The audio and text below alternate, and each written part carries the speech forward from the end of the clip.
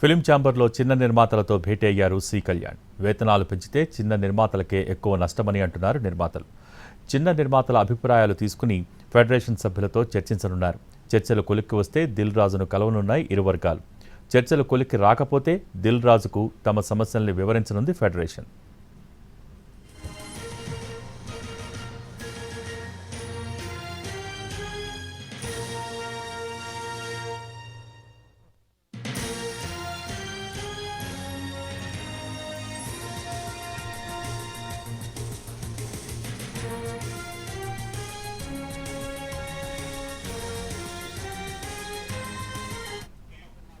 ప్రస్తుతం సి కళ్యాణ్ మీడియాతో మాట్లాడుతున్నారు. లైవ్ ద్వారా చూద్దాం. వాళ్ళు ఇనానమస్గా ఒక డెసిషన్ తీసుకొని పత్రికా ముఖంగా మీడియా ముఖంగా అందరికీ తెలియచెప్పని చెప్పారు. చిన్న నిర్మాతలు వాళ్ళ కష్టాలు వాళ్ళు పడుతూ మార్కెటింగ్ లేక థియేటర్లు ఇబ్బంది పడుతూ వాళ్ళ డబ్బులన్నీ పోగొట్టుకుంటూ ఈరోజు సంవత్సరంలో 300 సినిమాలు రిలీజులు అయితే దాంట్లో 230 నుంచి 240 సినిమాలు చిన్న సినిమాలే ప్రొడ్యూస్ అవుతున్నాయి. ఈరోజు ఈ చిన్న సినిమాల వల్లనే ఎంప్లాయీస్ చాలామంది ఈరోజు మనుగడలో ఉన్నారు.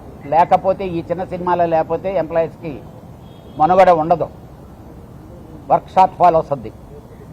వీటన్నింటినీ దృష్టిలో పెట్టుకొని కూడా ఈరోజు ఉండే కష్టానికి నిన్నటి దాకా మేమిచ్చే వేజెస్ కంటే ఒక 25% తగ్గించమని ఈరోజు ఉండే పరిస్థితికి రిక్వెస్ట్ చేయాలి అని చెప్పి డిస్కస్ చేసి నిన్నటి దాకా తీసుకునే దానికి తగ్గించమంటే ఎలాగా అవుతారనేది ఈ క్వశ్చన్లన్నీ అయిన తర్వాత చిన్న సినిమా ఎలాంటి పరిస్థితుల్లో ఒక్క పైసా కూడా వేజెస్ ఇంక్రీజ్ చేసే పరిస్థితిలో లేదని చెప్పి తెలియచెప్పమన్నారు. అలాగే కౌన్సిల్ నుంచి ఛాంబర్ నుంచి ఫెడరేషన్కి లేబర్ కమిషన్ గారికి తెలియచెప్పమన్నారు. అలాగే వీళ్ళు ఏ నెగోషియేషన్స్ చేసి ఛాంబర్ వారు ఏమి చేసినా ఆ అగ్రిమెంట్లో చిన్న సినిమాలకి ఈ వేతనాలు పెంపు వర్తించదు అని క్లియర్గా రాయమన్నారు. వాళ్ళు ఎవరితోనైనా పనిచేసుకోవచ్చు అనేది పెడుతున్నారు, జరగటం లేదు. మొన్నటిదాకా చిన్న సినిమాకి 25% తగ్గించి చేస్తామని చెప్పి అగ్రిమెంట్లో పెట్టి కూడా ఇంప్లిమెంటేషన్ జరగటం లేదు. కాబట్టి మాకు చాలా అసోసియేషన్లు చాలామంది వర్కర్లు రెడీగా ఉన్నారు బాగా పనిచేసేదానికి. వాళ్ళందరితో మేము పనిచేసుకుంటాం, మాకు ఇబ్బంది పెట్టొద్దు అని చెప్పి చెప్పమన్నారు. ఈ ప్రొడ్యూసర్లు అందరి తరఫున నేను చిన్న సినిమాలే, నేను 83 సినిమాలు తీస్తే 55 సినిమాల దాకా నేను చిన్న సినిమాలే తీసా. ఆ చిన్న సినిమాలకి ప్రతినిధిగా మా నిర్మాతలందరి తరఫున ఒకే వాయిస్గా, ఎందుకనంటే ఇదే శ్రీనివాసరావు గారు క్లియర్గా చెప్పారు. ఆయన ఇప్పుడు 7 సినిమాలు అండర్ పొజిషన్లో ఉన్నాయి, ఇదే చిన్న సినిమాలే. ఏం పడుతున్నాం అనేది ఒక్కొక్కరు చెప్తా ఉంటే, అంటే డబ్బులు పోగొట్టుకునేవాడు ఇక్కడికి వచ్చి పోగొట్టుకుని వెళ్ళిపోతున్నాడు తప్పితే కంటిన్యూ అవ్వలేకపోతున్నాడు. ఈరోజు మా మెంబర్లు ఇన్ని వేల మంది ఉండి కూడా మాకేంటంటే మీటింగ్ అనే లోపల వాడు సినిమా తీసి డబ్బులు పోగొట్టుకొని ఆ ఒళ్ళు నొప్పులు ఆ కాళ్ళ నొప్పులతో ఉన్నాడు తప్పితే పరిస్థితి ఈ విధంగా ఉంది. దయచేసి అర్థం చేసుకోమని చెప్పండి.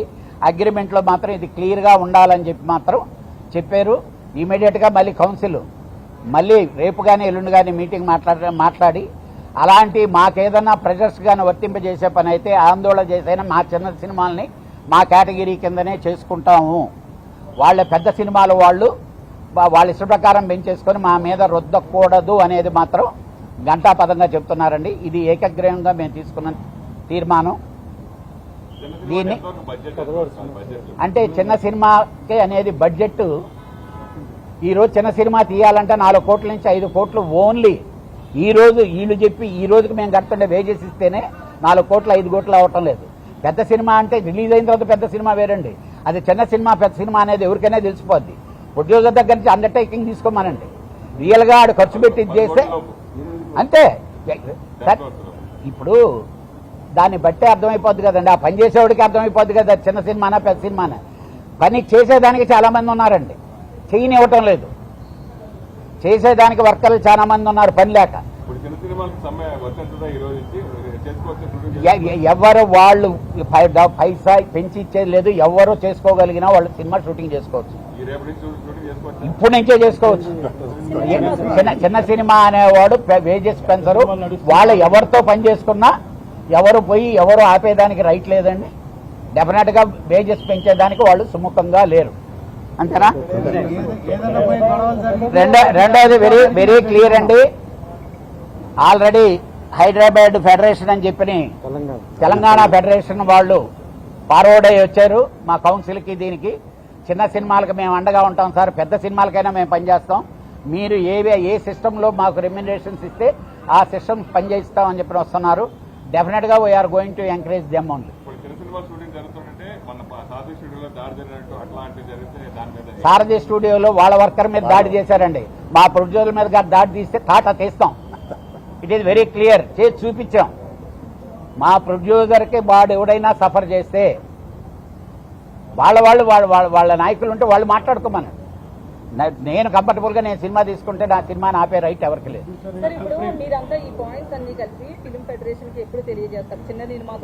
ఛాంబర్ మాకు సిస్టమ్ ఉంటుందండి, కౌన్సిల్ నుంచి ఛాంబర్కి వెళ్ళొద్ది, ఛాంబర్ వాళ్ళు వాళ్ళకి ఇన్ఫార్మ్ చేస్తారు. అందుకనే బిఫోర్గా మీకు చెప్పి ఆ రిప్రజెంటేషన్ మేము ఇస్తున్నాం వాళ్ళకి.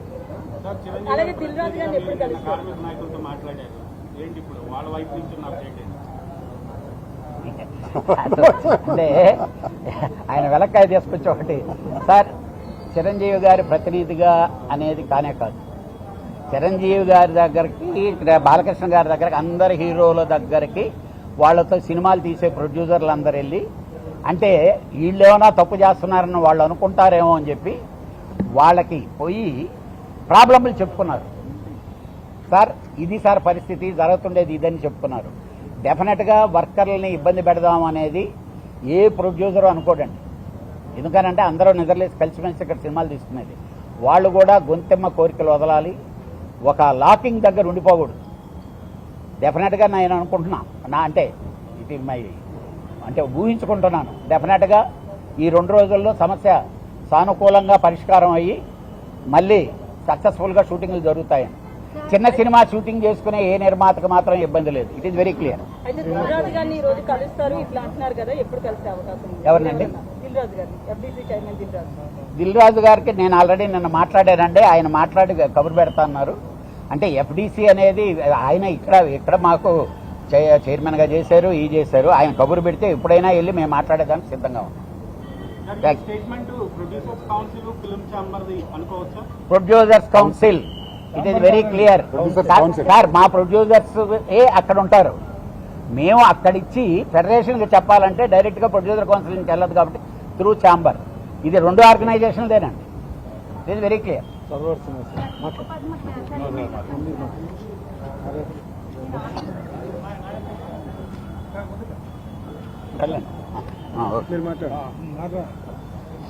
అందరికి నమస్కారం. నేను ఈరోజు మీకు ముఖ్యంగా చెప్పేది ఏంటంటే, ఎవరు ఏ అఫీషియల్ న్యూస్ ఇవ్వాలన్నా chamber or producer council president, secretary మాత్రమే ఆథరైజేషను, మిగతా అన్నీ కూడా కుదరవు.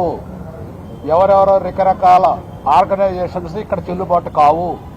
ముఖ్యంగా గవర్నమెంట్కి, ఎఫ్టీసీకి తెలియజేసేది ఏంటంటే, through chamber or council only authorization. ఈ స్ట్రైక్ సంబంధించింది ఏదైనా మంచి సుఖాలు మాట్లాడాలన్నా నా ఉద్దేశం